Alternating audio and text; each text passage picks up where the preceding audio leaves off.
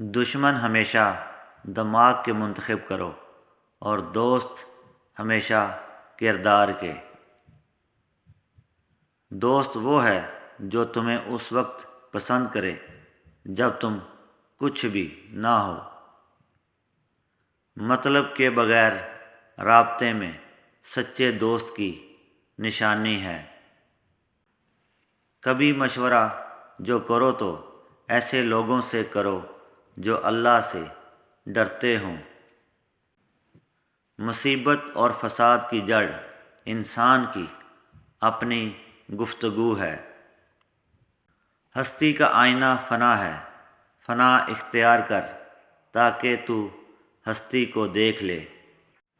اگر ہماری جان یاد خدا میں بیدار نہیں تو یہ بیداری ہمارے لیے قید خانہ ہے۔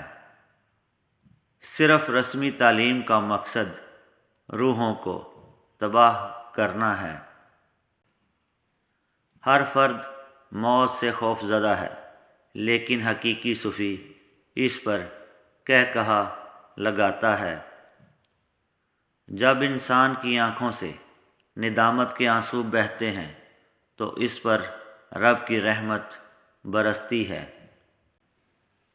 اگلے کسی بھی لمحے آپ کی تقدیر بدل سکتی ہے، لہٰذا دعا کرنا نہ چھوڑیں۔ کچھ یاد رہے یا نہ رہے، لیکن تاعمر یاد رہتے ہیں خوشی دینے والے اور غم دینے والے۔ جب تو دیکھے کہ لقمے سے ہمیشہ حسد، مکر، جہالت اور غفلت پیدا ہوئی ہے تو اس کو حرام سمجھ۔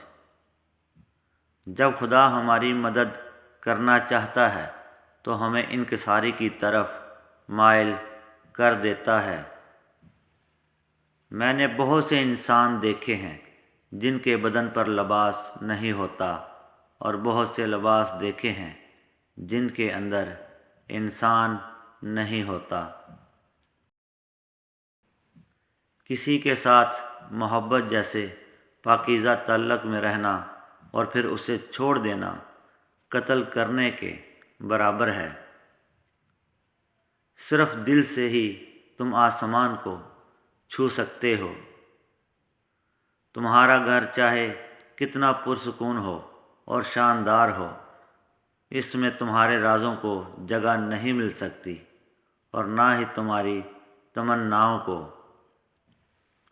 غلطی کرنے پر ساتھ چھوڑ جانے والے تو بہت ملتے ہیں، لیکن نصیحت کر کے ساتھ نبھانے والے بہت کم ملتے ہیں۔